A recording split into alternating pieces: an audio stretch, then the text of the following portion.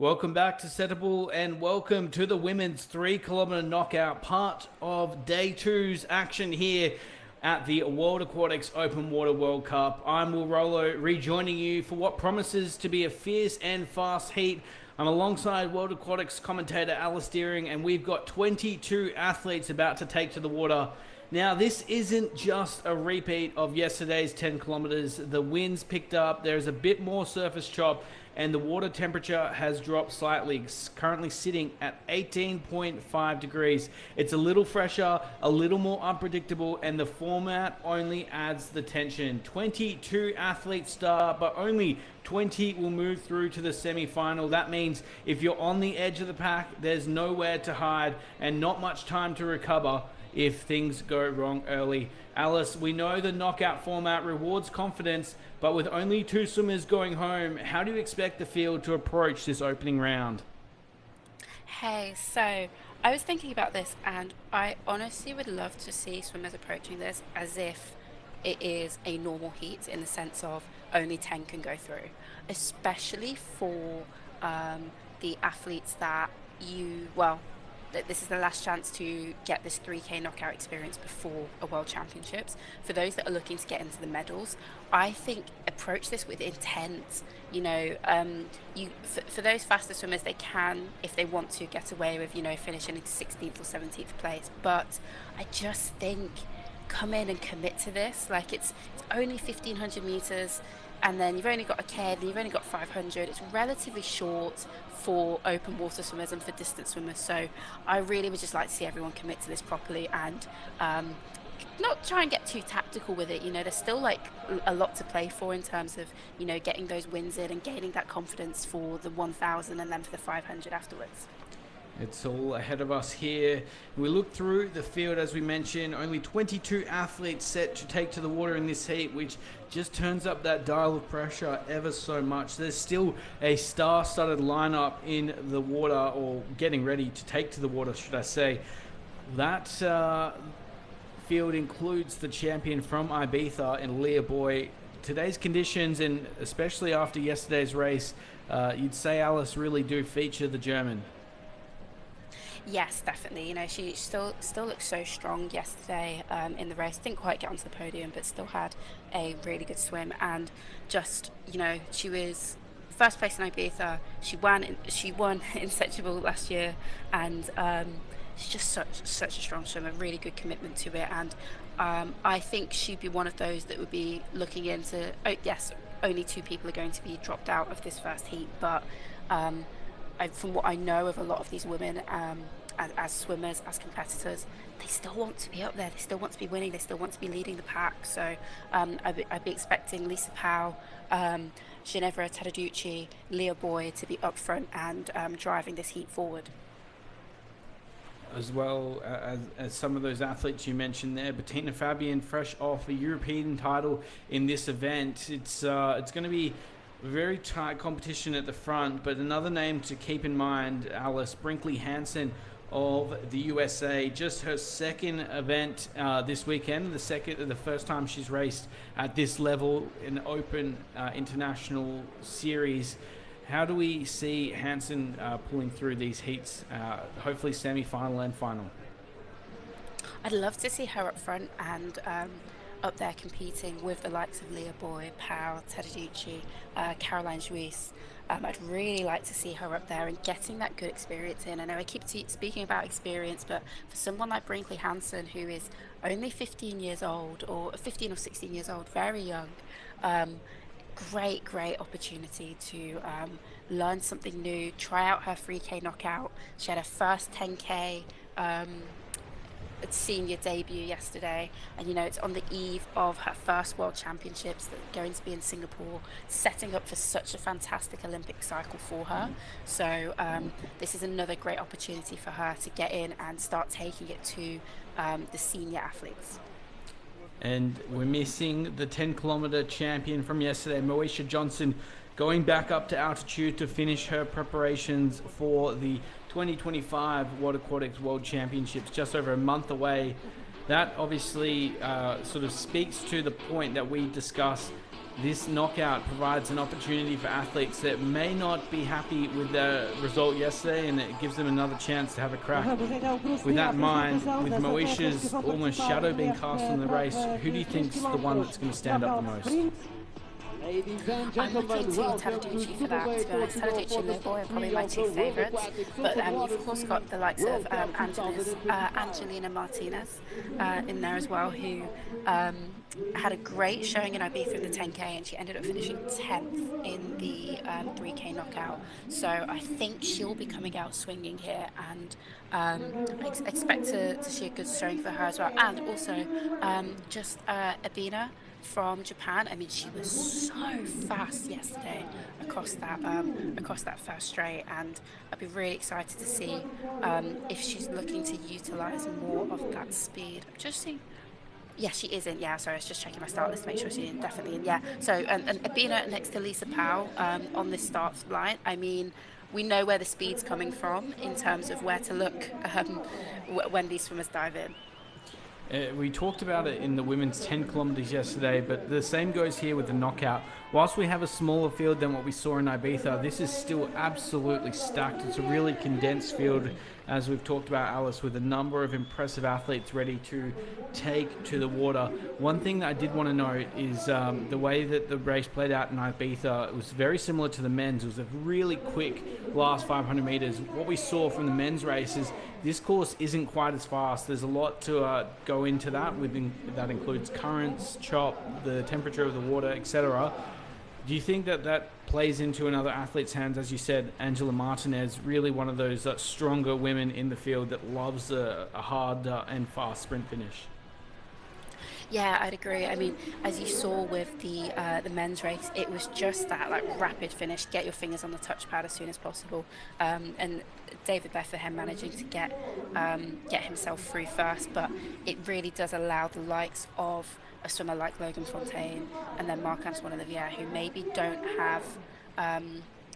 Well, it's a bit unfair to say. I was going to say don't have that like long endurance speed or something like that, but it really did allow a much more compact and tight finish, and I do think we'll see the same with the women's. I don't know if it will be a rinse and repeat of what Leah Boy was able to do in Ibiza, but we do have the European champion in this as well with Bettina Fabian, as you've already mentioned, and I'd be interested to see how her tactics play into this, because she does have a really good showing of speed, but also that endurance too. So yeah, there's so many different dynamics happening. Yeah, and one thing that we will circle on with Bettina Fabian is she also has an incredibly strong underwater section of this race. It was noted in her performance in the European Championships, and of course we saw that come out with David Bethlehem, especially in the heat. So keep an eye on Bettina Fabian early on, and I know, Alice, that's a very exciting part of this new event is the introduction of the underwater work. Yeah, it's so creative, and I mean, like, it's probably one of those things where pool swimmers are looking at it like, well, duh, why wouldn't you do that? But for open water swimmers, I was always very happy that I didn't have to dive in and do fly kicks. You dive in, you're underwater for about 2 seconds, and then bam, you're up, off you go, 10K, let's swim. So I think it's really creative and really smart that swimmers are utilising everything at their disposal to get through the race and get to the point that they want to be at as quickly as possible. And we saw that with David Bethlehem diving in like 15-20 meters underwater, popping up a body length in front of everybody. It's just so cool. And all that is ahead of us here as we look across the start line now. There are so many incredible names ready to race. This is the second time we're seeing it race at the World Cup level. The big shout out to the organising committee here in Setubal. There have been big supporters of open water swimming since 2007, the first time we were racing here. This is the first time the knockout will be here. They're in the hands of the starters now. As you can see, our incredible officials raising the hooter. As we mentioned, 22 women on this start line. There's only one champion. We'll find out in about 30 minutes time as we are almost underway here in Setubal. Oh, unfortunately, a malfunction with the hooter there. Usually, the flag going down is the indication of the start of the race. So here we are, underway after that testy period in Setubal. 22 athletes in the water. 2 will go home after this heat into the top 20 for the semi-final. At the moment, no major leading swimmer, as we mentioned from yesterday's 10 kilometers. Zabina, one to watch for Japan. Yeah, certainly. You know, you've got so many swimmers on the far right of the screen here, just kind of like powering through, taking their own lines, swimming next to each other. You'd expect to see this all kind of like come crashing onto itself soon as the pack starts to like group together, close up. You've seen some arms start to clash. It's one of those things where if you do end up sat a little bit further back in terms of like, you know, you're sat in the middle, you turn around and you look and you see like 5, 6, 7, 8 swimmers behind you. You don't have to stress too much. But for those swimmers that are looking to win this, I would expect them to just want to get in and dominate this and carry through that energy from the 1500 to the 1K, then to the 500. Yeah, it's really going to be interesting to see how that momentum is used, and I guess the mind games that come from that.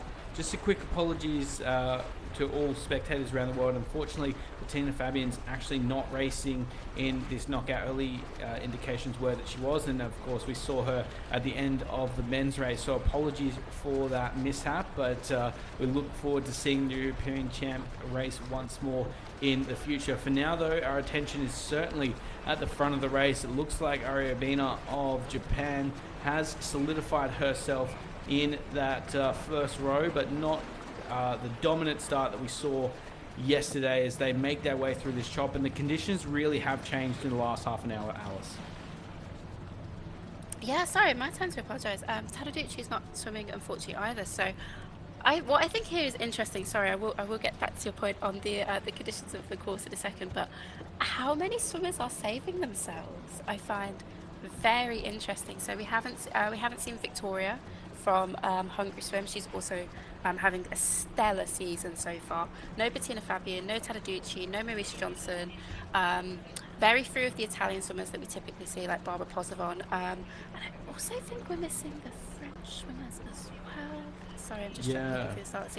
Yeah, just so still have a great showing from a number of countries. And do you know what this means? This is exciting because it gives such great opportunities for the swimmers in here to you know, make a name for themselves in their federation, make a name for themselves on the global stage, because, you know, you're missing the likes of Maurice Johnson, cool, but that's a great opportunity, as we're seeing with Kajimoto, Abina and Lin from Chinese Taipei. How exciting of an opportunity is this?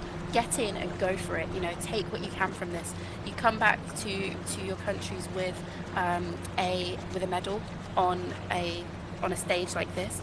It's just such great experience and a great indication that you need to keep funding these athletes. And also, you know, shout out to Mafalda Rosa of Portugal, who unfortunately was a DNF yesterday, back in action alongside Mendes of Portugal, and we saw just how much it meant to our Spaniard taking the win back in Ibiza, in Angela Martinez, of course. So potentially that is ahead of some of our Portuguese athletes. And correct me if I'm wrong, Alice, but it's been at least in the last 10 years, we haven't seen a Portuguese athlete win here in Setubal. Yes, not that I can think of.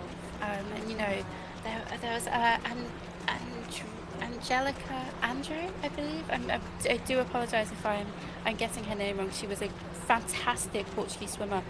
I know she swam in the Tokyo Olympics. I'm not too sure about Paris, but she had a really, really great number of results in some years not so long ago. So I haven't seen her name on the programs in a long time. I don't know if she has retired or if she was taking a break, but this is the thing. There are always so many fantastic countries around the world which are investing, putting in effort to open water swimming, and whilst we sing the praises of the likes of Hungary, Italy, Australia, and so many other amazing countries, you know, I keep trying to shout out these countries that are really allowing that investment and that opportunity to happen for their athletes, like Japan, and I'm so excited for this the Chinese Taipei athlete Lin.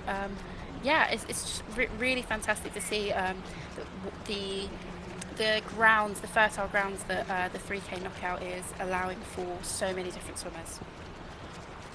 Yeah, certainly provides that second opportunity and reiterates the investment that goes into this incredible sport. Not only that, but also, so exciting for our fans to get to see 2 days of incredible action and, the potential for that to grow in the future as well. Of course, World Cups could host not only the 10 kilometres, but also the 3 kilometres and knockout and the relay in the future. Maybe even something along the lines of that in Golfo Oranchi coming up after the World Championships this year. If we take a look to the front of the field though, Alison, it is a relatively calm affair in this lap. As we mentioned, only 2 athletes will be knocked out, so expect the field to swim in a similar fashion at least until the last couple of 100 meters, and then we will see a relative amount of chaos starting to come back into the back end of the field, which of course reverberates through the rest of the field. We talked about it in the men's race, but it is quite it's not easy, it's a learned skill, but when you are at this level, it's quite easy to be aware of what's happening around you through the sensation that you have in your feet. So I'm sure these athletes would know exactly that they're sitting comfortably at the front of the race, and knowing that if they can just hold this pace, they'll be able to make it through to the semi-final.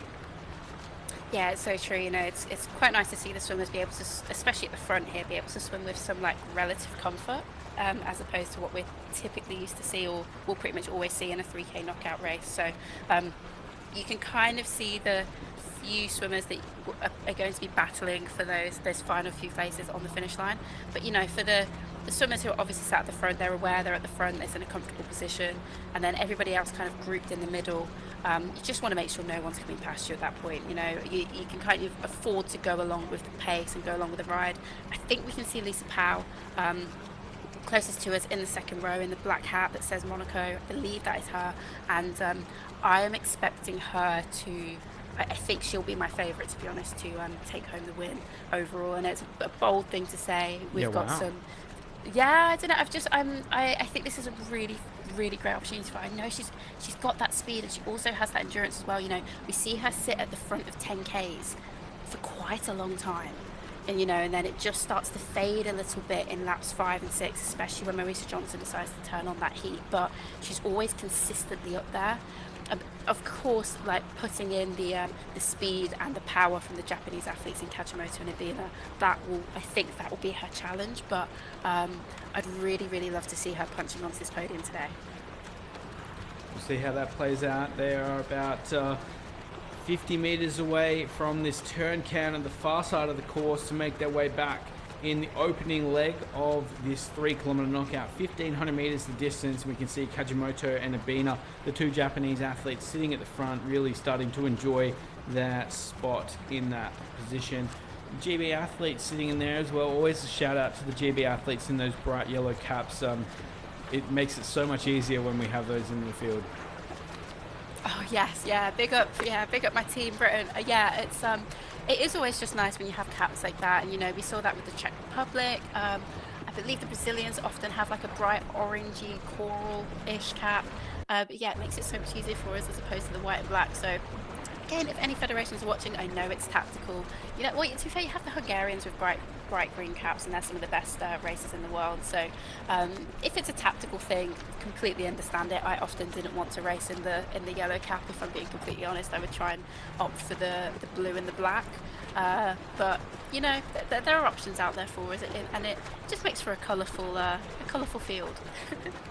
Yeah, I love it. I mean, as the same as what we see with David Bethlehem racing in the trunks, it makes it a lot easier to identify these athletes. And I think especially with our friends from Italy or even France for that matter, it's often hard to tell who's who.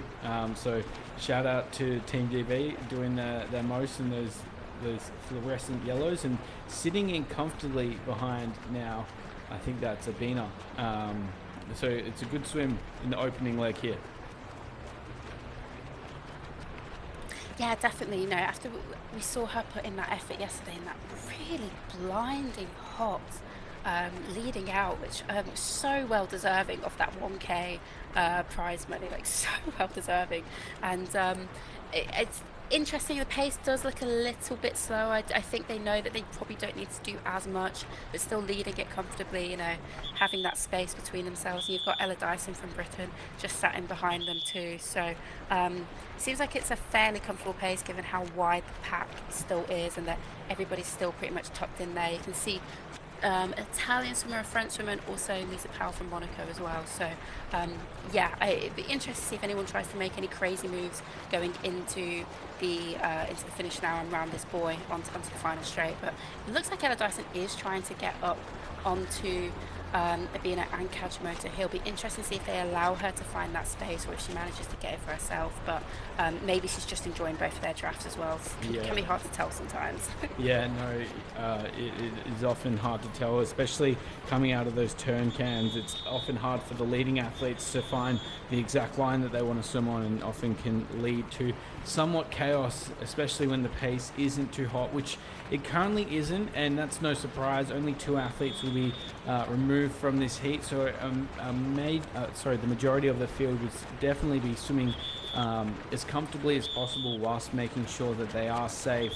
One thing that I did want to note, Alice, and we saw it in Ibiza in the men's race specifically, Heat 2 was significantly faster than Heat 1, and what that meant was when Heat 1 moved through to the semi-final, there was a massive jump in speed.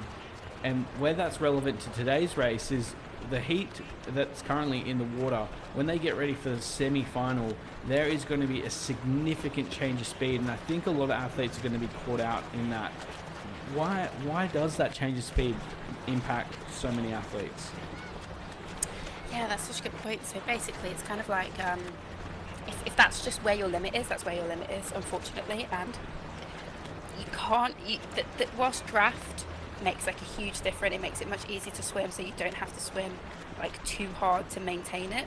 If you really just can't keep up with that speed, then you can't keep up with it, and the draft's not going to save you. So it will be interesting to see when we do get into the later stages of the 3K knockout, especially with towards the end of the 1K and into the 500 meters.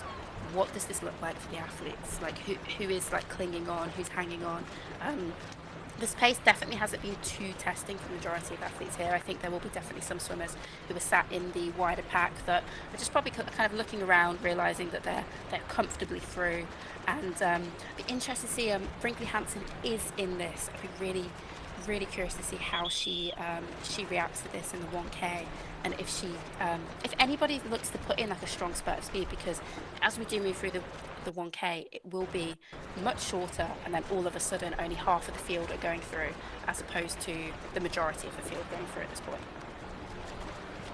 Yeah, it's going to be, well, they're very far outside the course currently. This is a lot wider than what we've seen all the racing in Setubal thus far, so there are definitely some games being played, and you can see that chaos starting to come through the back end of the field. I guess, Alice, like at this point in the race, if you are sitting 17th, 18th, you're definitely going to be comfortably through to the semi-final. Are you making a move late to try and get a better position on the pontoon, or not too worried about it? I don't think you can be too worried about it. I think once you get back onto the pontoon for the semi-final, with the strength of the field, I think the likelihood is, if you are one of the strongest swimmers sat at the back at the moment, you can be okay with finishing in 18th or 17th position. Like I said, I really wanted to see the field get in and still be punchy and powerful. It has been very controlled. I understand with the conditions as well. Like, look how wavy it is. You don't want to be exerting any extra energy than you have to, especially when there's no like clear. We're missing the 3 podium swimmers from Ibiza. We haven't got Bettina Fabian, who was also on the podium in Ibiza, but European champion. There's no Maurice Johnson. We don't have any of the podium finishers from the 10K yesterday either. So it's just one of those dynamics where there's no like clear, like obvious, who are we looking to bring the pace? Who are we looking to be dynamic? We haven't got like a David Bethlehem style swimmer at this moment. So I understand why it's kept very much within their means. And like I've said throughout today's broadcast, it's about playing to your strengths. So here we have the front of the race, Kajimoto and Abina. They've led the start, since the start, sorry, and looking to hold that position all the way to the finish. There's Dyson of GB in there, and I think Mafalda Rosa of Portugal starting to push late as well. So the home crowd will be getting behind the Portuguese athlete. There is not too much movement at the front of the race, which is to be expected as we've discussed, Alice. You can see those final two athletes just dropping off the pace, and looks like the top 20 will be in comfortably. So there we go, confirmation. The top four is as expected. Kajimoto, Abina, Dyson and Rosa. Abina the closest to the camera on the previous shot. It's a great shot of the overall. You can see that respect that you talk about, Alice, between the two Japanese athletes, just wanting to give each other their own water. This is going to be interesting to see who does move through late. And I think, you know, the likes of Leah Boy would be absolutely licking her lips at this point, knowing that she's going to have plenty in the tank when it comes down to the final stretch. But for now, the Japanese athletes remain in control. Yes, I see. Sorry, I'm all over the place with start list there. I missed Leah Boy off of it as well. So, okay, that is really exciting that Leah Boy is sat within this. Sorry, I think I was looking through the list and I was like, oh my gosh, we're missing so many names. And I skipped over Leah Boy, who's towards the end of the start list. But, okay, I take back what I said about not having that clear, strong favourite. It's Leah Boy, obviously. So, it'll be really interesting to see where she's decided to sit, where she's going to place in this overall. I hope we get a close-up when she gets out of... how out of breath is she going to be? Like, how taxing was this for her? You know, we're still coming off the 10K yesterday. The women only had 17 hours in between the end of their race and the start of this race. So in between that time, you still have to get swam down, sleep, and then get numbered up and go through marshalling and the briefing and everything. So much is packed into those 17 hours. And honestly, you won't have much time to, like, unpack the 10K. It's one of those things. Think about it afterwards. So great to see the athletes all back in. But yeah, with Lisa Powell and Leah Boy sat in there, Brinkley Hansen as well, I'm really expecting the 1K to be a very different dynamic to what we're seeing at the moment. Yeah, absolutely. And especially as they fight through these tougher conditions that we've seen this afternoon, very different to what we experienced yesterday. And a thing to note as well, the women spoke about after the race just how cold the water became at the back end of the day. Obviously they're racing much earlier in the afternoon this afternoon, and that shouldn't play too much of an impact, but nevertheless we cannot forget the quick turnaround that's being designed here. So as we have this shot of Ichika Kajimoto, Abina starting to push back across, Dyson in there, I think that's Brinkley Hansen who's been able to move through as well, Alice. So some big names as we see Lisa Powell on the top side of your screen. But, I mean, relatively calm opening lap, which is to be expected, but this is where the race is going to heat up, moving through to the semi-final. It's always going to be good, though, who can actually get their hand on the wall first. I mean, you know, you can never take that away from an athlete taking out a heat here. They are the first to touch the wall, although they won't get the gold medal for it. Yeah, exactly. This is what I keep stressing on. It's more and more racing opportunities. It's more chance to give your athletes those opportunities. You've already flown all the way to Portugal. Why not put them in the 3K knockout if you're sticking around? Like, just come and do it. So, you know, we're seeing everything kind of like start to just like people spurt through. Brinkley Hansen coming here. I think this is a smart idea. You know, it's been maybe potentially quite steady. I don't know what pace they've probably been swimming at in terms of per 100, but it's a good opportunity to just like get some fuel going into you now, like get that heart rate up, ready for the 1K, because when you get into the 1K, it's suddenly going to be very, very different, and the change of pace is going to catch a lot of people out. That's it. Here we have our top 10 rolling through. Kajimoto gets it done, 18:59.9, so a little bit softer than what we expected. Brinkley Hansen gets in fourth position. Rosa, Wang, Cheng, and Tian, three Chinese athletes in the top 10. Jung Blut as well, a very experienced operator. As we look down, Pao Zhuis, Jeez, Leah Boyd coming through in She's 19th. cutting That it is so fine. cheeky. That is so cheeky. I think she's going to be quite fresh. I think her, Caroline Reese, Lisa Powell, I think that they all finished in about 17th, 18th, 19th place. I think they're going to be quite fresh. And then, of course, there we have the champion from Ibiza and Angelina Martinez as well. This is going to be a very different dynamic in the 1K. Very different. What do you think? I mean, we saw in the men's race just how quick they switched from focusing on the heat into the semi-final. You can see some of these athletes walking through with intent after this race. Obviously, it wouldn't have taken the same She looks physical good. toll that we saw in the men's race, but still there would be some effort considering there's a 10-minute turnaround to the next race. What's going through the athlete's mind currently? At the moment, this is kind of where you take stock of what you've just done in the 1500. So, for example, you just saw Caroline Ruiz walk through there, the athlete in the French hat. She just turned around there smiling. I'm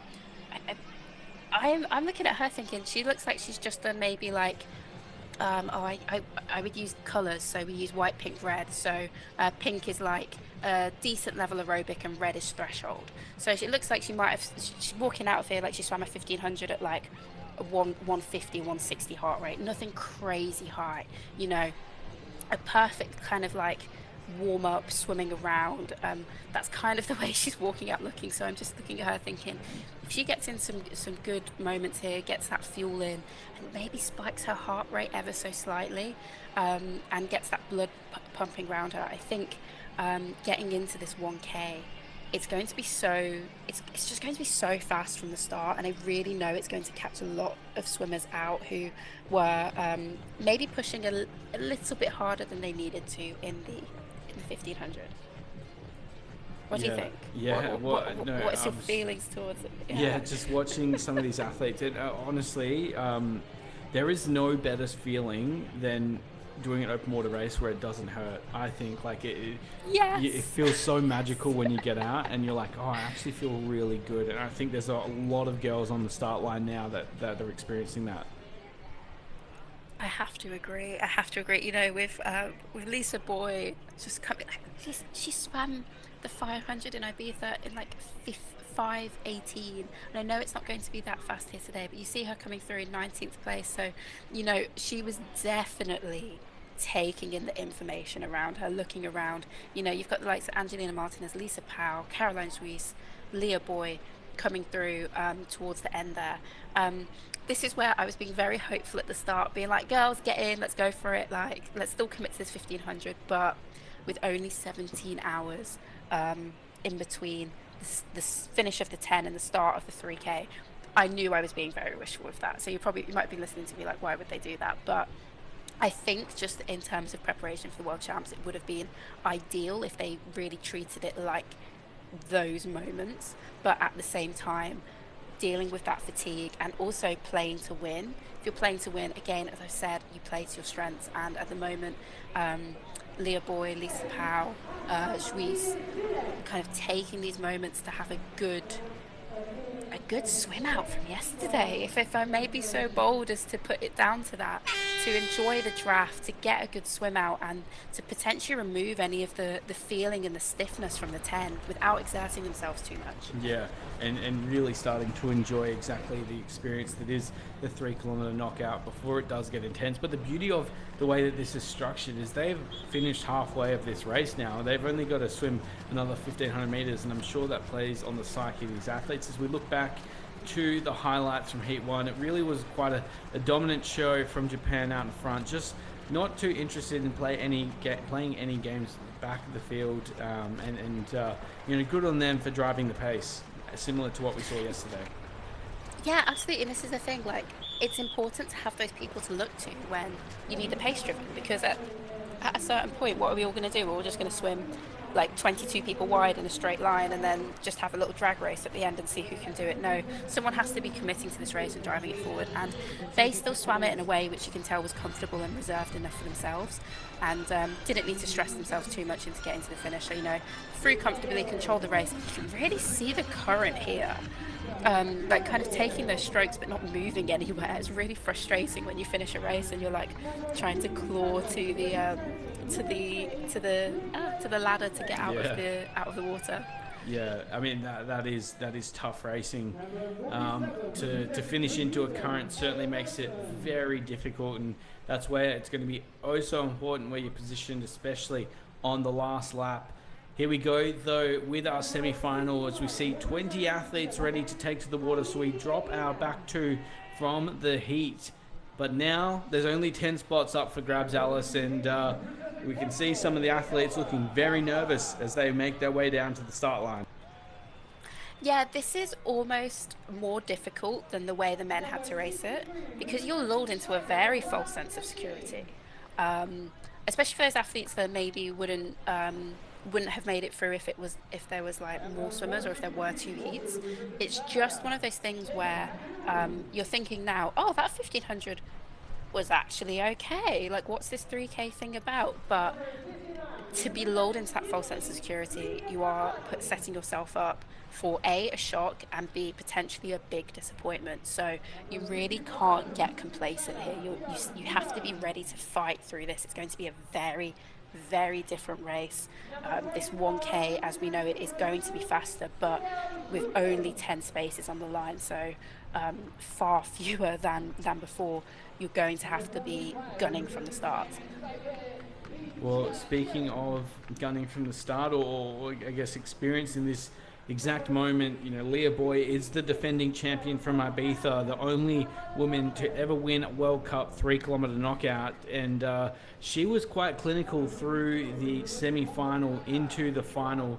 She actually positioned herself quite well in the semi-final, where she wasn't too far forward, but enough to sneak her way in, where she actually finished in 7th position, 3.3 seconds off the lead, and most notably zero point 0.5 of a second from getting knocked out. So she clearly backs her finishing skills with a 19th position there. Yeah, yeah. I suppose, yeah. We're reflecting on Ibiza. Is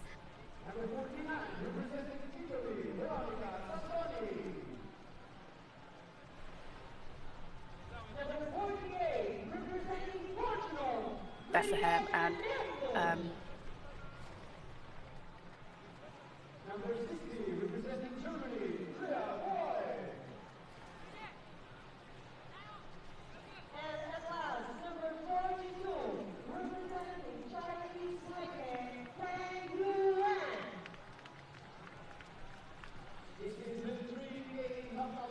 So yeah, sorry, I got so excited by the men in terms of, you know, the way that David Bethlehem and Oliver Clement raced it, that I was kind of hoping that the women were getting to do this. But with the way Leah Boy raced it in Ibiza, being very conserved and reserved with her energy, knowing exactly what she needed to do and when, and being very strategic. Not surprised she's rinsing and repeating it today and going through in 19th position, doing the kind of bare minimum, nearly just quite off, just a little bit off the bare minimum in 20th position to get into the final. But this will be a very different effort from her. Expect to see her much further up. Expect to see Lisa Powell and Caroline Juice much further up as well.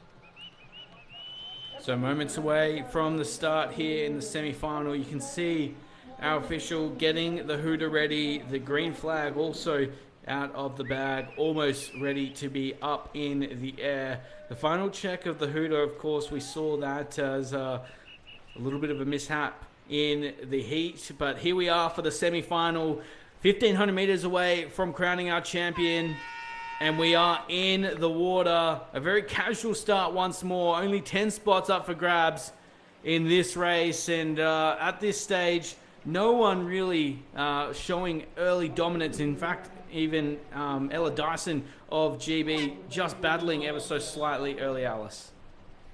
Yeah, it looks like it's getting a little bit messy over there. There's a lot of arms, a lot of bodies flying everywhere. Yeah, I can see I can see Linda Camponi, I believe, of Italy, embedded within that. Yes, you've got Ella Dyson, really easy to pick out with that yellow cap. You can see Brinkley Hansen on the far side as well, in the USA cap, just starting to stroke out a little bit further. So yeah, do you know, I can't even spot Leah Boy. She's so undercover. I didn't see her in the 1500, and it's really difficult to spot her at the moment. I'm sure as the race progresses and things start to thin out a bit, I'll be able to spot her. But she swims like so covertly, and then she's just there ready to qualify for the next round as well. It's fantastic. Yeah. But, oh, Who is this? Potentially Ebina or Kajimoto of Japan taking it out on the far side. Yeah, it looks. I think that is Kajimoto, just battling through on the outside. Of course, she'll have to cut back across. You can hear those whistles of our referees just watching the action very closely from that lead referee boat. As you mentioned, Alice, I think I saw Leah Boy just tucked in the back of that pack closer to the camera, but there are three swimmers getting away at the top of the screen. That is what we're focusing on currently. I wouldn't be too worried yet, as most of the field's still within striking distance, but certainly not always a good sight to see, especially if you are the likes of Leah Boy, who's somewhat relaxing as much as you can in a situation like this at the back, knowing that the race could be potentially down the ocean at this stage. Yeah, especially with the size of the pack we're seeing here. This is what I was saying about the false sense of security. So you had the first, the heat was very respectable. Everybody was kind of giving each other space. There was no need to stress too much. The whistle was barely blown. You saw the size of the pack going around that turn buoy there, and all of a sudden everyone's like, actually no, I need to be in, like, up and at this. And look at what it's done. It has allowed Kajimoto to really string this out. And you've got six like kind of swimming in a line, and then off the back of that everyone's kind of like bunched up behind that, battling for those positions. We'll hopefully get some closer shots so we can start to pick out some caps. So yeah, is that potentially Caroline Ruiz? So you've got Kajimoto leading, potentially Caroline Ruiz sat in behind her. So, one of those swimmers that kind of kept herself clean and tidy, came through in 15th position, and now ready to let fly on these turns. And it's going very quickly, they're chunking these meters down fast. And for those swimmers at the back here, it's going to be a real shock to the system that this is happening. Well, that speaks to what we talked to in the first 1500 meters. This is a significant jump in speed, and what it's done is caught a lot of athletes out on their feet. And this is where it's been interesting to see the evolution of the race. Now the athletes get to pick where they start, and a lot of the big names chose to start next to each other without maybe even giving Kajimoto the respect that she deserves on the far side of the course. And what this has led to is utter chaos at the back of the field. And I think this is where potentially Leah Boy could get caught out. She's very good at moving through the pack when she needs to, but there's a lot of work ahead of her as Japan continues to drive forward. And Caroline Ruiz has absolutely nailed this start, tucking in behind to get those feet, and she set herself on that far side of the course, similar to what we saw from both Krzysztof Rosowski and David Bethlehem in the semi-final of the men. So I don't know what the lessons are to take out of this, but I know that there's going to be a lot of people around the world watching exactly how this plays out. I mean, the way I see this is yesterday in the women's race, that first lap was blinding hot, and that was from Ebina, a Japanese swimmer. I think if you took the logic being like, okay, we saw Japan were very happy, both of them, to lead in the heat. They're probably going to want to do the same thing in the final. That just like the signs are all there that it's going to be one of those swimmers really taking it out. So I personally would have been looking at Ebina or Kajimoto on the start line. I know that's like really easy to say from my like cozy little laptop screen, but I think you're so right about giving athletes the respect that they deserve. And clearly there is a lot of front end speed, there's a lot of grit and endurance and hard work within these athletes. And if it's one of those things, if you don't start, especially as the European nations, if you don't start looking out and realizing that some other parts of the world are really starting to catch up and invest, you can get caught out in moments like this. And Caroline Ruiz has obviously spotted that and done it to perfection as well. So, and you've got Lisa Powell there, another one who I very much expected to be up there too. So a few swimmers catching this and being able to go with it, and then as we see as well, Angela Martinez. Yeah. So the experience is still up there, and Kajimoto is really driving this forward. Yeah, I guess put yourself in sixth place position at the moment, Alice, as they are desperately trying to bridge that gap. You can see just how much that current's affecting the field with this incredible overhead shot here. They're going to be working very hard back into the current on this final stretch of the semi-final. But in that sixth position where you have fallen off the back of the lead group, what are you trying to do to chase down that fifth spot and basically reconnecting with the lead group? Yeah, this is where if you're not getting any draft anymore, you need to make sure your lines are better than the leaders and try and mitigate any further distance that you're swimming. So if you're looking up and you're not getting any draft from the person in fifth place or whatever position they are, and their line is bad, take the better line. You need to try and find anything you can from it. There's no point trying to chase draft that you aren't benefiting from. And you're obviously you're gonna have to move faster than the leader to catch the lead pack up. And you can kind of see this happening here, where, as I was saying, I don't know who that swimmer is, but they've realised that they're not going to get much benefit from trying to chase that pack and have created their own line. And it's actually going to mean that once they come round the buoy, they are going to be in a much higher up position than if they just followed the pack. So it's about, again, just using everything at your disposal, but also staying switched on and not just following the crowd. And who is this one? It's Lisa Powell. Yeah. It's Lisa Powell finding her own line here, and this is what I was saying about her speed and her speed endurance as well is just so great. Well, and one thing that we want to note here is we see Abina take that turn really tight. A reminder once more that only 10 athletes moving through from the semi-final to the final, but this is that peak tide time in Setubal. This incredible location that we're racing in the Atlantic Ocean just backs onto the River Sado, and what that is one of the biggest rivers in Portugal, and has an immense tidal shift which these athletes are feeling the full brunt of swimming into this current currently. And what that means for the athletes is all those gaps that you start to see are exacerbated, because 1 meter swimming into the current is almost half a meter swimming 1 meter swimming into the current is almost half a meter swimming with the current. So you really want to be making sure in this point of the race that you are on the feet of the athletes in front of you, and if you are, you're going to be able to move forward much easier. Yeah, that's so true. You really can't allow any gaps to happen here. There's no room for lack of concentration, lapse in judgment. You really have to be driving forward. And I think that's Brinkley Hansen who's just popping up there too. And we've got Ebner who's just off to the side of Lisa Powell of Monaco. So, really, really strong showing from the top 6 or 7 there. I still haven't spotted Leah Boy. I don't know where she might be.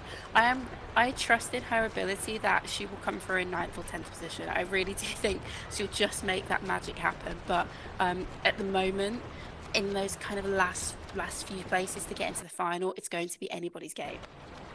And let's we talked about Brinkley Hansen throughout the coverage, but I guess why she's such an exciting prospect, the young 15-year-old from the USA just recently claimed her first 10-kilometer title at the 2025 US Swimming Open Water National Championship. She is reigning from St. Petersburg Aquatics in Florida, the same club that produced the Olympic champion and world record holder that is Bobby Fink. So she also won gold in the Junior World Champs 5 kilometers last year in Alghero.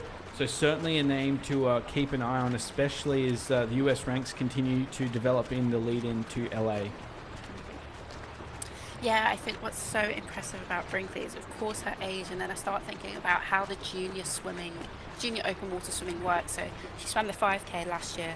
That means next year she'll be swimming the 7.5K, and then the year after that she'll be able to swim the 10K. So she'll still be a junior when we're looking towards the 2028 Olympic Games. So like her potential and her opportunity in the sport to be one of those names that could be around for years. One of those names that could claim multiple podiums and things like that. She's got this really amazing opportunity, and like I've been saying, it's great to see her getting this experience and knowing what it is to race on a level, on a stage of this magnitude. Yeah, and the scary prospect that is behind Brinkley Hansen is she's known for her incredible turn of speed over the last 200 meters, and why that's so incredible is she has been able to out-sprint the likes of Claire Weinstein over the final 200s, and Claire Weinstein's a 1:54.9 in the pool, so some serious talent coming through, and I've seen her move forward Once more, she's probably sitting in alignment with third at the moment, and when she does get her own water, she's quite a fierce competitor at the moment. Luckily, she's battling with Santoni for the rest of the field, and there is Leah Boy Yeah, I was alongside gonna say, I see Leah Santoni, Boy. Alice. So all the big names really tucked in, but I mean, look back and you can see Vivian Junglut, really starting to battle through. The Japanese athletes tucked in there, about 100 meters to swim now, Alice, and this is shaping up quite nicely. Yeah, absolutely. This is what we were expecting to see, like a massive, massive difference where, everyone's trying to get their own water, get their own line, find that space going into the finish. It's going to be a very tight finish. It was quite tight with the 1500, but even still, there was a comfortability with that. But now, you can hear the whistle being blown. You can see some swimmers kind of clashing arms, like forcing others to give them that space. And Leah Boy is really coming, storming through now. I always trusted in her ability to do that, but it was just a bit like, where are you? Where is she? So I am very excited. I know we still have to get their fingers on the touchpad, but she's looking like she should be. Well, there's 9 in that comfortably in shot top there. 10. 9 in that shot of the Nine in that first two shot. rows. So that means Yeah. that third row is going to be in a bit of trouble as we look back. I think there's a South African in there, and I think we have Junglut battling. But, credit to the Japanese athletes. They have done all the work through the first 2 days outside of getting the reward on the podium. So potentially something lying ahead for these athletes at the moment. It's been a good last 200 meters from Brinkley Hansen. She pulls up through the middle. You have Kajimoto and Juice on her flanks. Brinkley Hansen and Juice are in stroke for stroke. Kajimoto ever so slightly in her own water. Those three will go through comfortably as they come down. Who's going to take the line honors? Looks like Hansen with her fingertips in front, but a late surge from Kajimoto. About 10 to swim here, and they're really battling against this current. This is an impressive current as they come around the finishing arch, and Kajimoto gets it done as we see our top 12 finish there. That is a gnarly current, Alice, and I've said that word a couple times today, but I really do mean it. That current, it really picks up the last sort of 15 meters. Yeah, there was quite a messy finish going in there, so I don't know if anyone spotted it. There was a swimmer, I don't know who it was. She ended up stopping dead, actually. I couldn't really pick up which hat. Yeah, okay. So you see, yeah, and and Wang, I think there's going to be this might take a while to actually ratify who's going to go through, because there might be it might be a potential disqualification, because it got very messy with one swimmer just completely had their space taken up and being forced to stop dead and then having to start again, and by that point they definitely lost the 10th position, the top 10. So be interesting to see what the official results are and who they're taking through to the final. But sorry, at the top front, as you've said, the Japanese swimmers actually showing some class and some real speed, and really should be causing a lot of people to look and see what they're doing, to be able to consistently come out and put down the showing of speed. Yes, that is right. Just looking back at some of the footage of that finish line, and you're so right, Alice. I think that the referees will be looking at that very closely. A bit of a battle as we see some of our final athletes coming through, but shout out to Mafalda Rosa of Portugal, sneaking through in 10th position currently. Oh, nice. Rosa, of course, the local, with a shot to take home a gold medal here. We have yet to see a home champion in Setubal. It's been running since 2007, as we mentioned. Angelica Andre, an absolute champion of the Portuguese Swimming Federation, but was never on top of the podium here. We'll have that opportunity for Rosa in about 6 minutes time once more. But tell you what, Alice, Leah Boy looms large. That was, again, a very impressive swim to get through an 8th. Yeah, the threat there. I'm just thinking back to those amazing turns that she had in Ibiza, and the speed that she just came firing out with, and she's got through again in 8th position. she's going to take everything she can. I'm sure she's feeling in like a good way overall, and ready to really commit to this 5K and really, really go for it.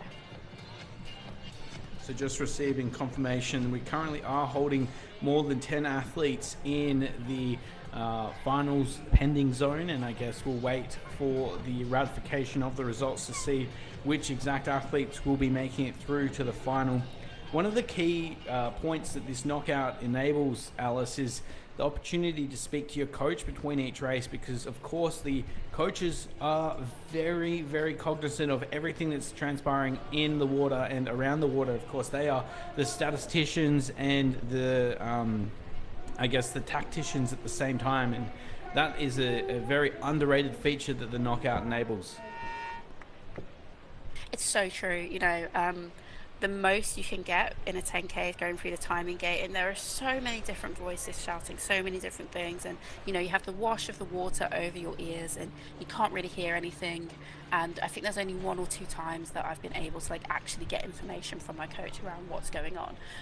So the fact that now you're able to get out, you're able to find out, okay, who was leading, who was up front, and take that on. And the fact that they get to choose where they stand on the start line as well is so valuable. Use that to your advantage. Think about tactics, think about where you want to be when you dive in, and just try and utilize everything at your disposal, because that's what everybody else in the world is doing. And whilst it will be the speed of swimming that gets them to that point to be able to win, it also will be how is the information used and how does that affect the tactics that you're using. I can just see it here as well. Yeah. Yeah. I think that was Santoni. That she was sitting very high up and just got dragged back on the finish line, and that is the cause of a chaotic finish line, but it also is the cause of that current that really stops the pace. Yes. And what we're seeing here is, as you can see on your screen, there is a very strong current coming from left to right on your screen, and that's what the swimmers are pushing into. And what this pontoon does is it actually changes the flow of the water, and often we see it really pick up the disturbance into the finishing arch or against it, but in this case unfortunately working against the athlete. So we'll see exactly what that means in this final. But one thing I did want to circle back to once more, Alice, is the amount of lead changes that we had on that final straight. There was a lot of movement between these athletes, so I think that's indicative of what we're going to see on this final lap. Very different to the way that things played out in Ibiza potentially. Yeah. I really think this is Leah Boy's moment to shine, and kind of take advantage of the chaos that has been happening off the starts and with these races. And it's so fantastic to see these athletes smiling. It always makes me so happy. Like doing the walkouts, giving a smile, giving a wave, and just enjoying the moment. I believe that was Ebina from Japan with her coach speaking to her, and she had this massive smile on her face. And again, huge congratulations to her for taking home the sprint lap yesterday. But we're getting the official confirmation now. So there we have it. No change to the way it was swum into that finish arch. Mathilda Rosa retains the 10th position, and Kexon Wang and Santoni fall down the leaderboard to 13th and 14th. So that's the brutal nature of this sport, as we have a great shot here of Lisa Powell just relaxing ahead of this 500 meters. That's often also an underrated factor, is your ability to relax and bring down that nervous system ahead of this race. A lot of adrenaline will be pumping as they get up and walk down to the starting pontoon. So just a moment to reset your heart rate and focus on the task at hand. It is one of the most chaotic ways to start a race, a 500 meter absolute sprint with 150 meters from the starting pontoon to the first can. That is as chaotic as it gets. Yeah, it's one of those things where you go from like 0 to 100 so quickly before you know it, and everything spikes, and you just have to deal with it. You can't back off that pace, and it's going to be over in about probably, I think it took about 7 minutes. I'd be generous and give a bit of extra time and say it'll be over in 7 minutes. So it's really short. You don't have much time to actually process what's going on. You just have to go with it. And this is what you're saying about being a goldfish, just dealing with what's in front of you at the moment, accepting that, and keep driving forward. So we are moments away from being introduced to our finalists. Mafalda Rosa looking very comfortable, as is Brinkley Hansen. As we mentioned, Brinkley Hansen competing in Alghero, not actually in the 3 kilometre knockout. Unfortunately, actually, I need to double check that. But there is 10 athletes ready to take to the water, one champion on the podium at the end of the day. Who's it going to be? Are we going to have a newly crowned champion for the knockout, Leah Boyd, the defending champion from Ibiza? But so far, Kajimoto has looked unstoppable through the first 2 stops, and Alice continues to hold that confidence leading into the final. Yeah, absolutely. And both her and Abina from Japan have really had like some great showings here. But they have got the likes of Caroline Joyce, of Leah Boy, to contend with here, of Lisa Powell, who's always so great over speed and speed endurance. So really want to see who decides to take this out. I'm expecting it to be Leah. I'm really thinking Leah will just get in and gun for it, because I think she saved herself as much as she can now. Now is the time that you have to claim the medals. Well, and I mean, if you look back to Leah Boy's career, obviously a little bit of a disappointing end to 2024 in not being selected to go to the Olympics, but this is where she won her first ever individual title in at a World Cup level in Setubal. So she is used to these conditions, and she's starting to make a name for herself here in Setubal and, of course, on the World Cup scene. Yeah, certainly. You know, she had such a great breakout towards the at the back end of 2024 there, and such a competitive team for the Germans to make, both in the men's and the women's side. So the fact that you've got an athlete as experienced and as good as Leah Boy, who is not able to go to the Olympic Games, speaks volumes. And you know, she really came out swinging for the season, clearly got her sights locked on LA, and doing everything in her power to give her the best opportunities and best experience to be on the Olympic start line in 3 years' time. How good's that cheer for the local hero, Mafalda Rosa, the final athlete making their way down to the start line. As we look across, it is Kajimoto, the first through. Hansen and Juice were in contention late, and then we look through somewhat of a mess of the top 10. Abina Powell, to name a few. Mafalda Rosa really taking this home representation seriously. So good to see. As we know, Setubal has been such a magical ground for Portuguese athletes in the past. We're yet to see a winner from Portugal at this stop, though. Could Rosa have that in front of her? Alice, the anticipation is extremely high. Any last thoughts ahead of the race? Yeah, I mean, given Leah Boy having this outside line, just what I think, watch the far right hand side of the course is what I'm saying. We'll keep an eye on who gets to the can first as well. Leah Boy on the inside, as Alice said, in the hands of the starters. That Huda holding on for dear life. The starting flag is up and they are underway. Great start from Leah Boy. She's kicked away from the field off the line. She really did that deliberately, trying to get away from the field as quickly as possible. We look to the top of the screen. There is such a big difference between the right to left, and Alice, I mean, it's very tough to pick it, but look at Leah Boy stretching early. She's surging. You know, this is a repeat of what we saw in Ibiza, and I think the versatility of her in terms of the water and the venues and the courses that she can swim on just allows her to just be able to jump into any block of water and go, yeah, I can do a 500 meter sprint. So, you know, let's see how it develops. There's still meters to go, but you know, she's really created space for herself. She's got a good line, and the way she just dived in and kind of like speared off even further to the right to cause no one to be able to get on her weight. Was so clever. And you've got Angela Martinez, who's immediately onto her feet, and on the top right might be one of our Japanese swimmers. I'm not sure which though. So, and then you've got Caroline Juice hanging onto her too. So, the two packs are going to have to close together at some point, and they'll kind of merge into each other. But I think this is Leah Boy's angle and turn to take. Yeah, it's an interesting spot for the pack to be sitting in. I think Leah Boy is definitely on the inside of the course, and she did that deliberately. I think Kajimoto has been holding her line. They swim back together now. Kajimoto sitting in second alongside Martinez, and this is also a great position for Martinez. We know how quick she can get around these turn cans, and positioned well on the inside of the course. So I really like the way that she's swimming, and you can see that current pushing these athletes against this boy, Alice. They have been absolutely stuck there. That's going to really work out nice for Kajimoto, and Martinez getting across quickly as well. So they have 100 meters with this current now. What did you take from that turn? I mean, I said it was Leah Boy's turn to take. I was clearly very wrong. Kajimoto executed that so well.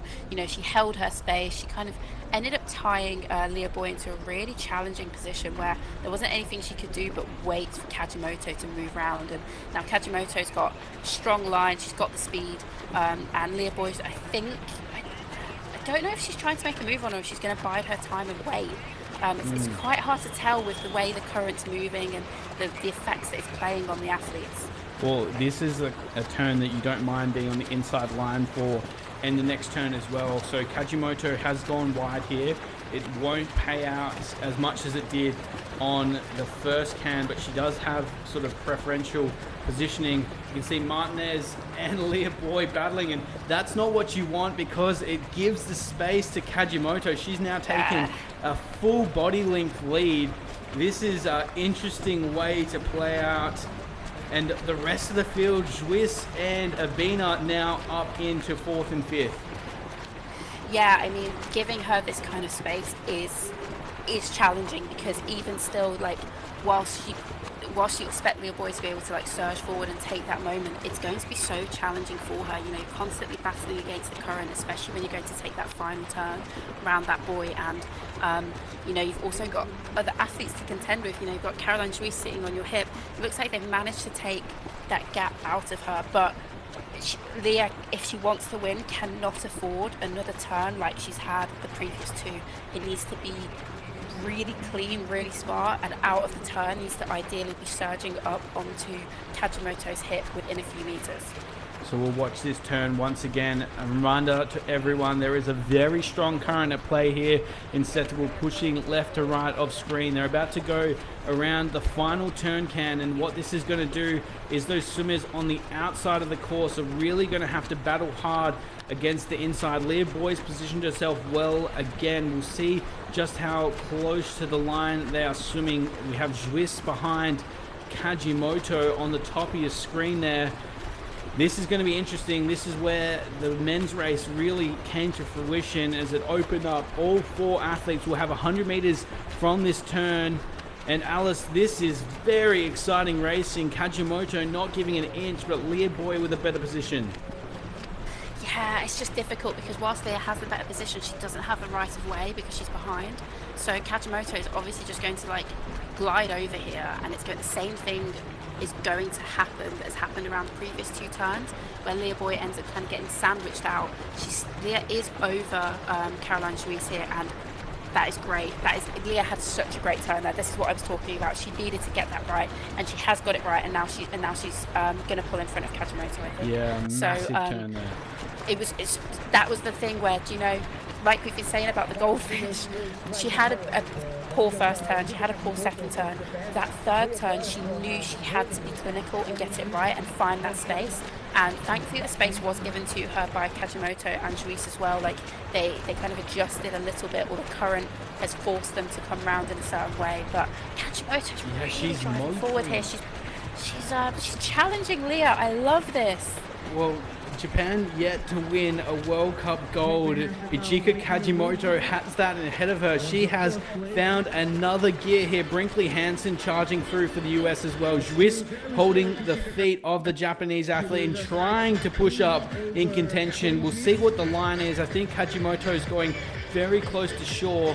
That really does help in this finish arch, but does Boy have an answer as they come down only moments away from entering the finish chute now? You can see it at the top of your screen. Kajimoto on the right, Leah Boy on the left, the top of the screen now. Juiz sits behind Hansen pushing hard, but Japan is standing strong. Alice, we've talked about it time and time again. You invest in your program and your program invests in you, and Ichika Kajimoto of Japan is going to see that come to fruition with Japan's first ever World Cup individual gold going the way of Kajimoto. What a moment across the line there. The 3-kilometer knockout delivers for Japan.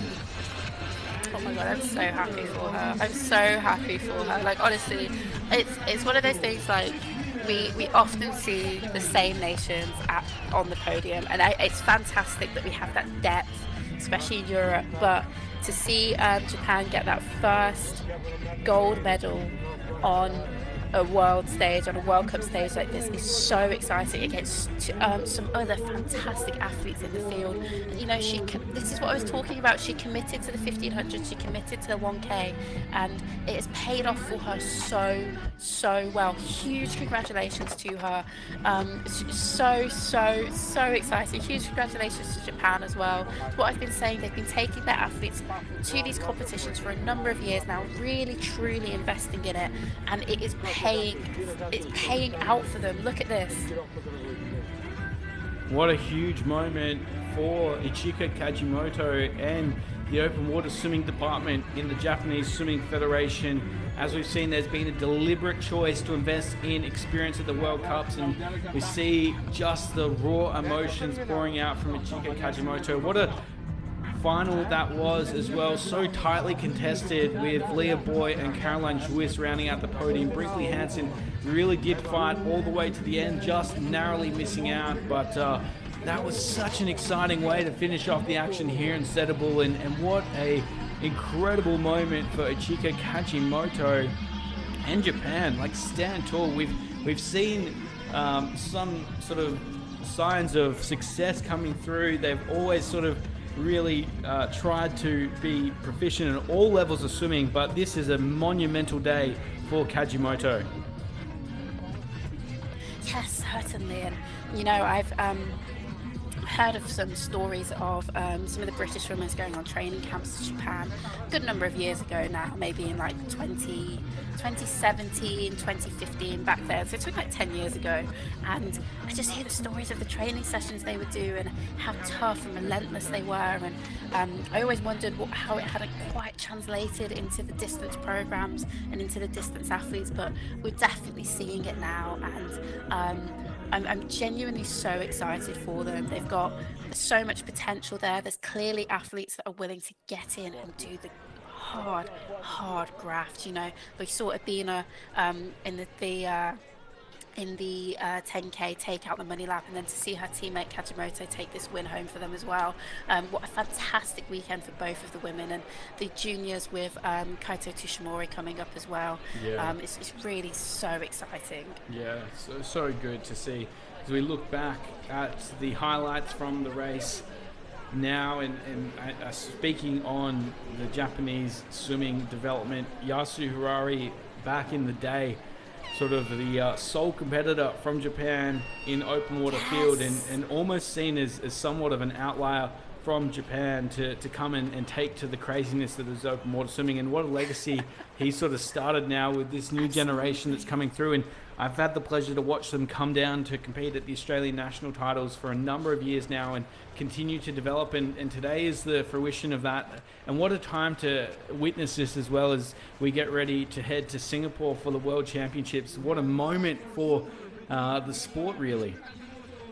Absolutely, yeah. Big shout out to Yasu of Japan. I know he's still very involved in open water swimming. Still such a great ambassador for the sport. I think he's even based out in Australia now, if I'm not mistaken. Just judging by his Yeah, Instagram. correct. So yeah, there has been a considered effort for a number of years from Japan, and I always keep talking about them. And I think this is the thing. I feel like I've been validated with all my speaking about. Look at how great Japan is. Look at how they're investing in their athletes, and they're coming away with this gold medal. Abina taking home the sprint lap, and yeah, as you said, looking forward to Singapore. More and more great opportunities for them.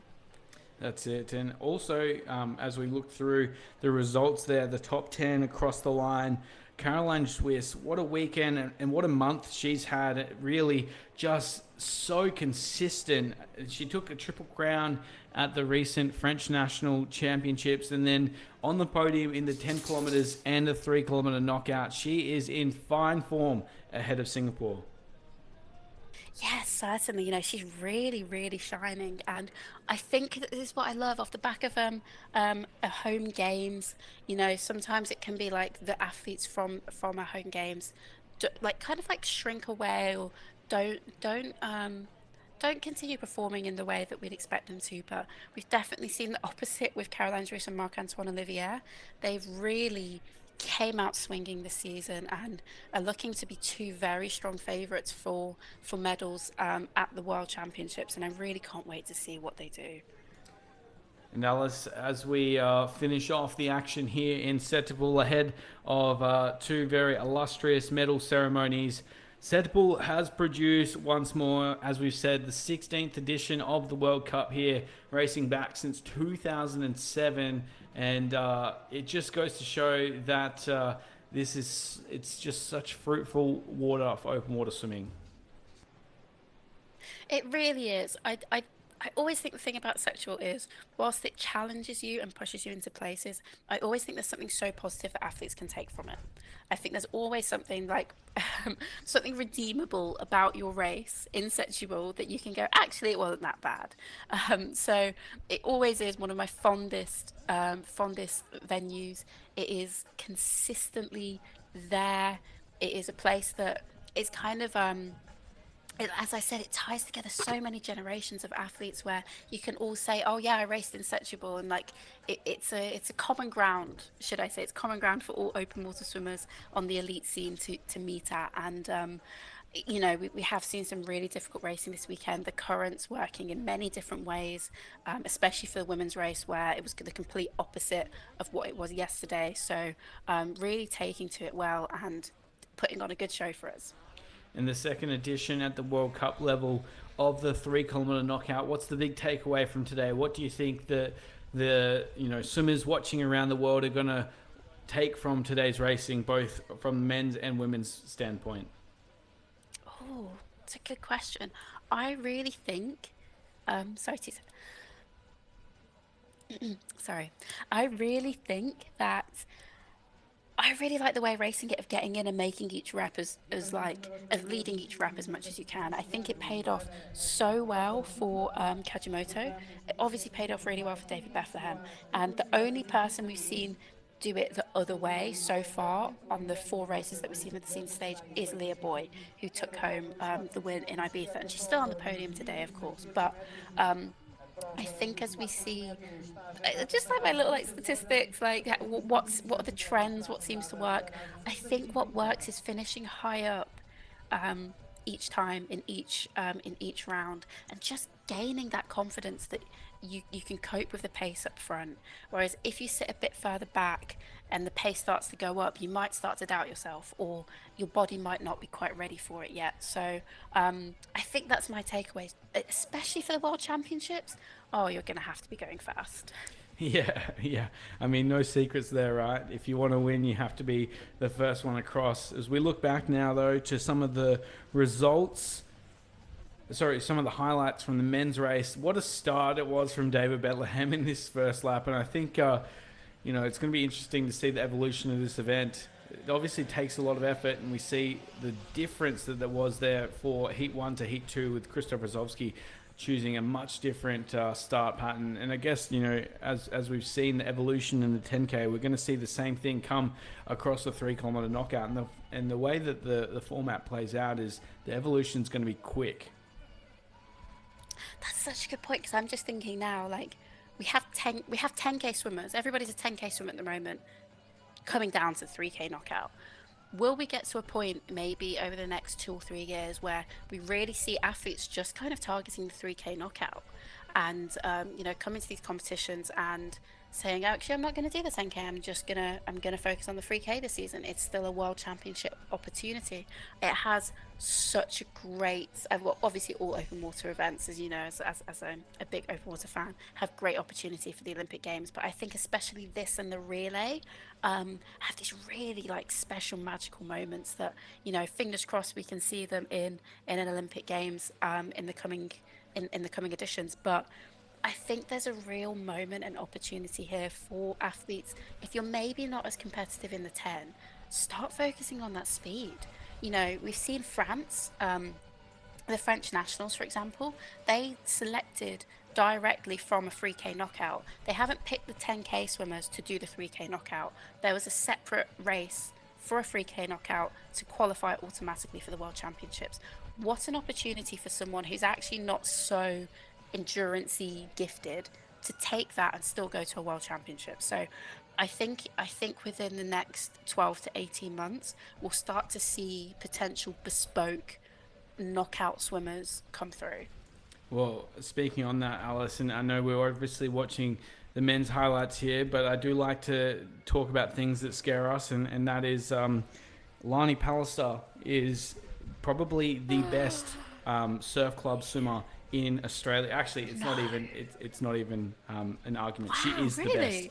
surf club swimmer in Australia, and has won actually a significant amount of prize money from racing in the surf. So with her pool speed across the 2, 4, Wow. 8, 15, if she decides to race that knockout, that is a very scary prospect. And that's where we're going to see, and that's why this event was invented. It tests our best open water swimmers against the pool swimmers, almost making it in the favor of the pool swimmers. But there still are some major tactical moves that need to be decided in these races.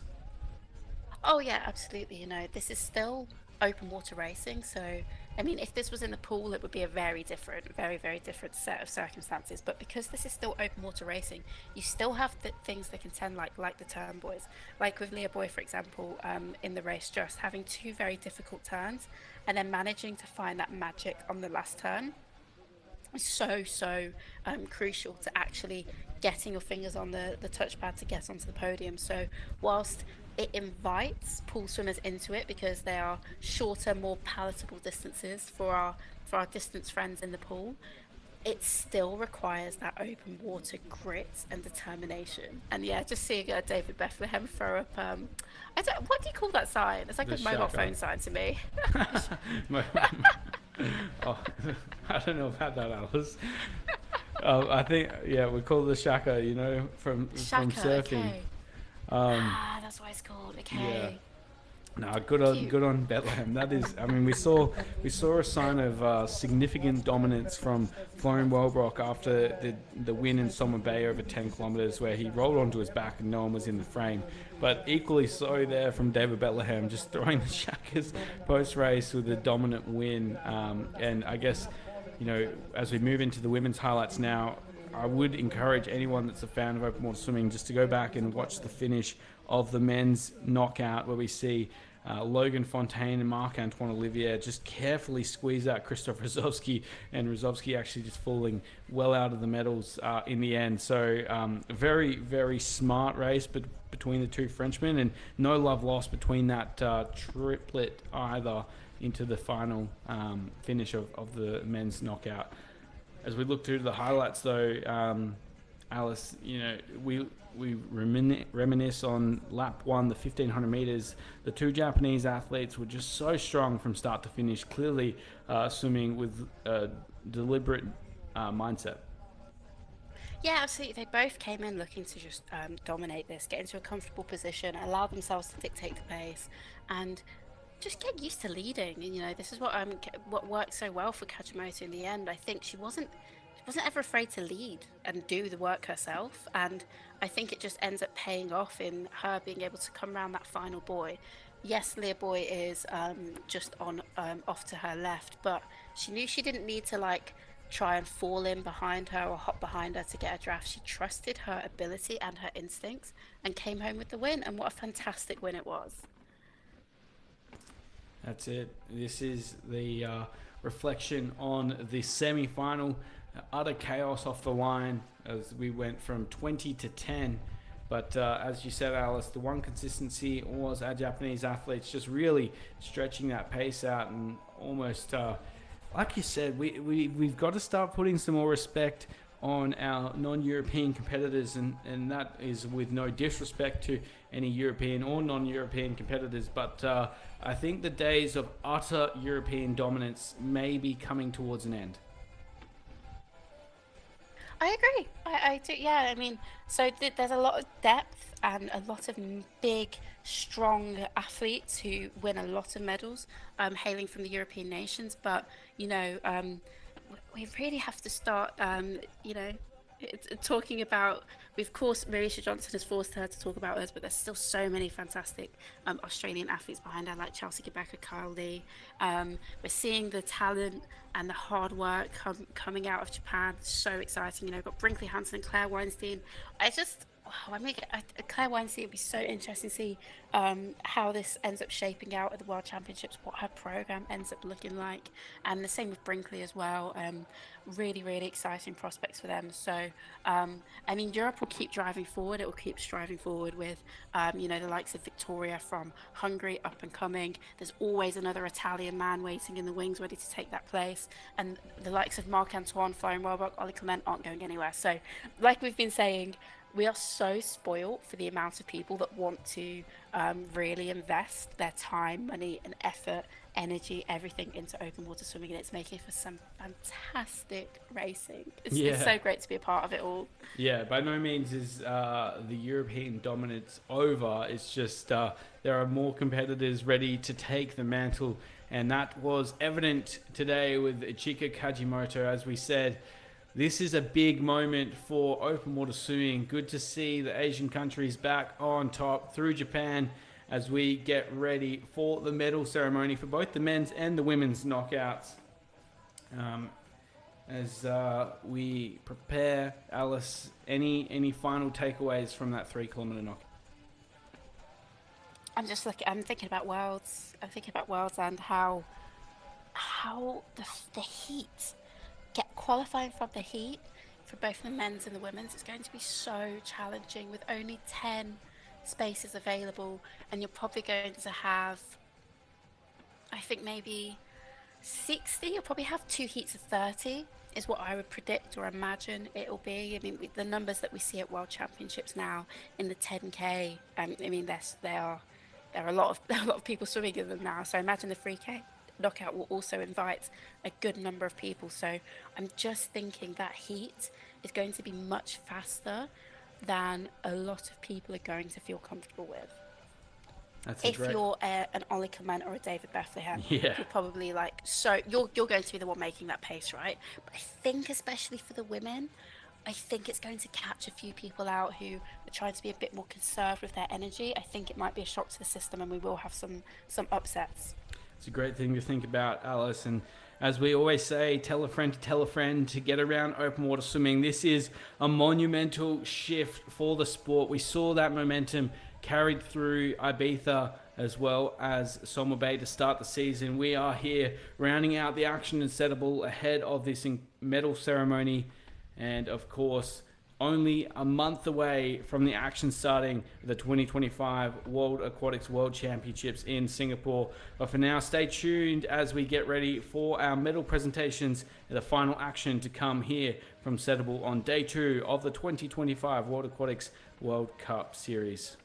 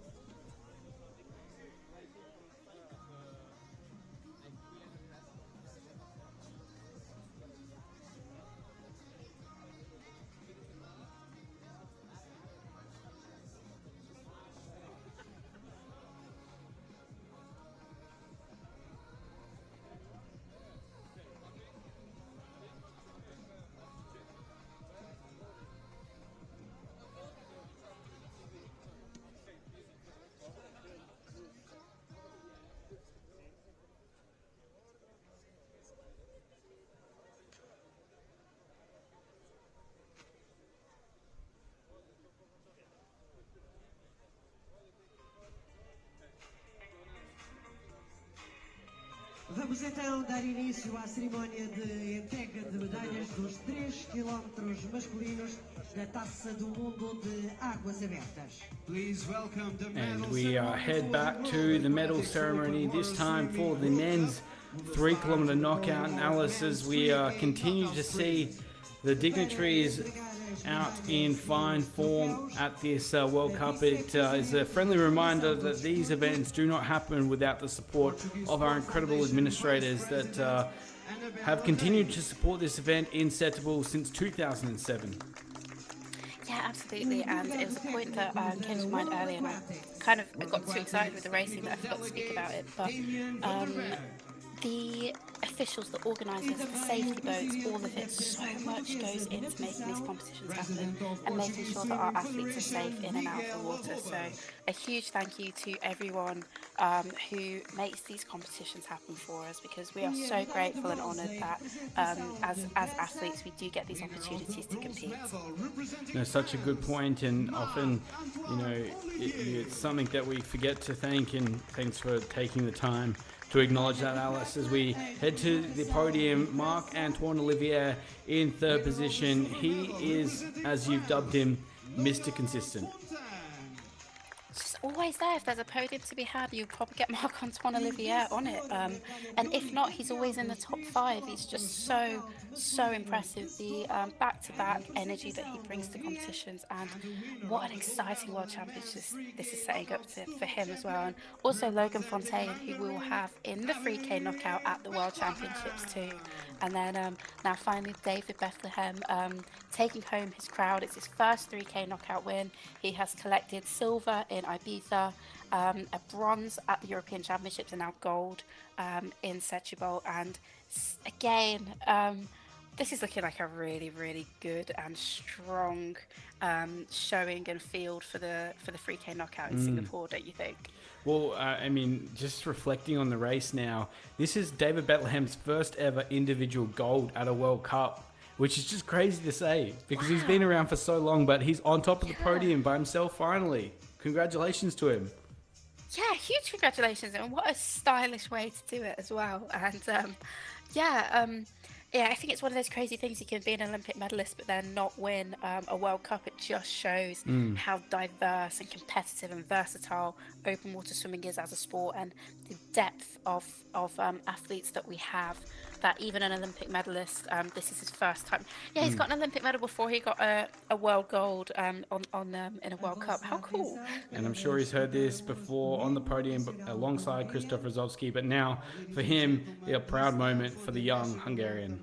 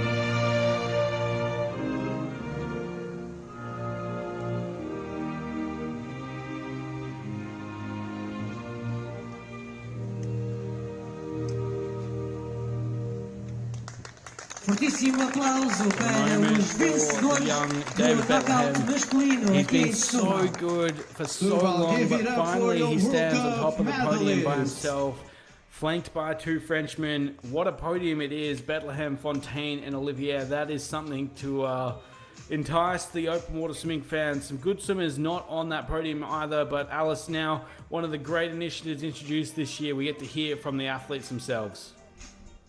Back on the podium today after your win yesterday. How do you feel after the race?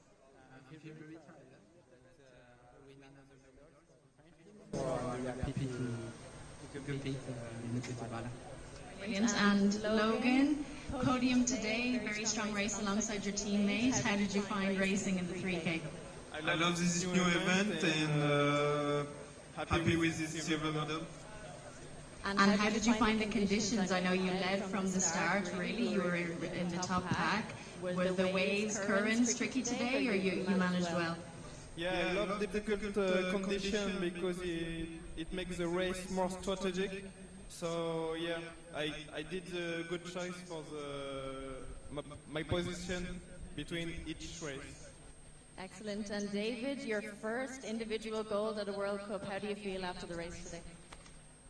I feel great. Like it's a pleasure to stand here, and I hope in Singapore I'm going to stand there a lot of times, hopefully. But yeah, I'm very happy. Brilliant. One final round of applause for our medalist today. Wow. Great insight once again, Alice. Yeah.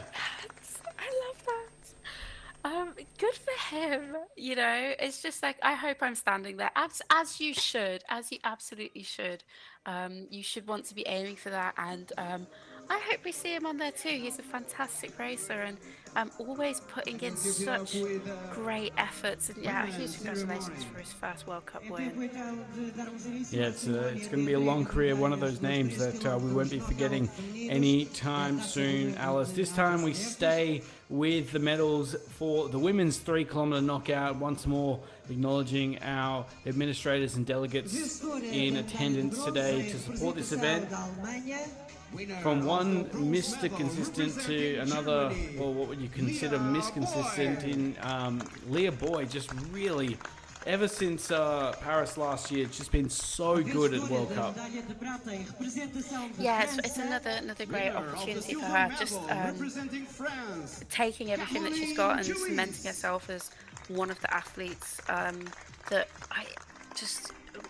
At this point, it's difficult to see her not on the Olympic start line. Of course, it is 3 years away. There's so much for me to come in between, but she's really giving herself all of the chances and all of the opportunities to get there. And shout out to Caroline Juice as well, on the podium for the second time this weekend, alongside Marc-Antoine Olivier in that feat too. So competing so well over the 10 and the 3K. And then I think the woman of the moment and the woman of the weekend for me, if I'm being honest, is Kajimoto.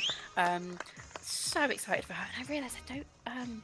I'm excited to hear the Japanese national anthem. Yeah. I think it must be it is the first time that we're hearing this in open water swimming. Yeah. Yeah, that's it. That's it. That is the significance of this moment. Wherever you are tuning in around the world, whatever time it is, note this down. The first time we'll hear the Japanese national anthem at the World Aquatics Open Water Swimming World Cup. And what a moment to be hearing it in the 3-kilometer knockout. And Kajimoto, not only did she win gold, she did it in dominant fashion. She won the heat, the semi, and the final. It's incredible work.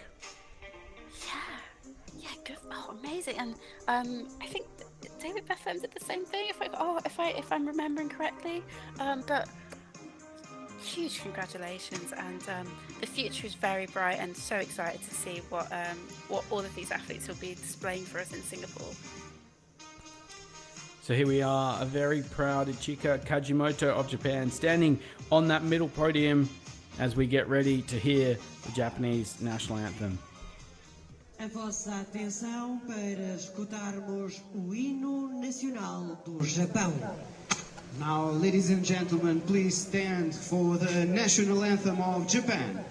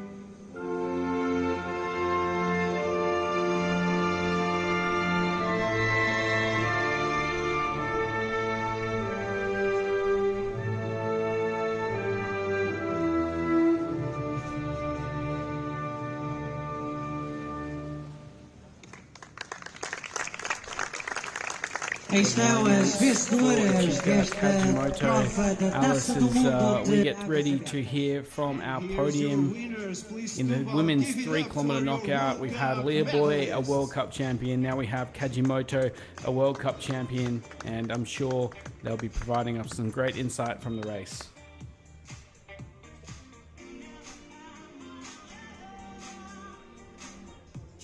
Congratulations. I know you're no stranger to racing in Setubal, but how did you find the race conditions today? Yeah, it's a nice day, very sunny, the water is 20 degrees, it was a perfect race. And Caroline, back on the podium today, you were really strong throughout the entire race. Was that the plan, to be back here today? Yeah, I mean, I'm glad about it. I always race good in Setubal, so I'm really happy about it. We're still discovering this race since it's kind of new, but I'm enjoying it more and more every time. And Ichika, congratulations, your first World Cup title. How was the race? Thank you. I can't believe we saw it, but I'm happy and it was exciting race. Thank you. Thank you. Thanks. One round of applause for our winners today. So there we have it. That wraps up 2 outstanding days And of racing this here is in it, is Setubal. the Tactical final 10 kilometres, high-stake knockout sprints, and a mix of familiar champions and breakout stars rising to the occasion. And today, it was Ichika Kajimoto who stole the spotlight, delivering a poised and powerful woman in the women's 3 kilometre knockout. A first World Cup victory for Japan, and one that will carry real momentum into the weeks ahead. Alice, before we sign off, this was the final World Cup stop before the World Championships. What do we take away from what we've seen, and what do you think we've learned about who's ready to contend in Singapore? I think a lot of people are ready to contend in Singapore. There is some very fierce competition. You know, David Bethlehem, Rozovsky, Marisha Johnson, Leah Boy is looking great, Caroline Reese is looking great as well. There's so many fantastic athletes, and we have some athletes who have held back and not attended this competition either. So there's going to be a lot of people firing, and I really can't wait to see what they put down. Thanks, Alice. Thanks to everyone watching around the world. Thank you for being with us across the 2 days here in Setubal. On behalf of Alice Deering and the entire World Aquatics broadcast team, I'm Will Rollo. Thanks for joining us, and we'll see you at the next World Championships in Singapore.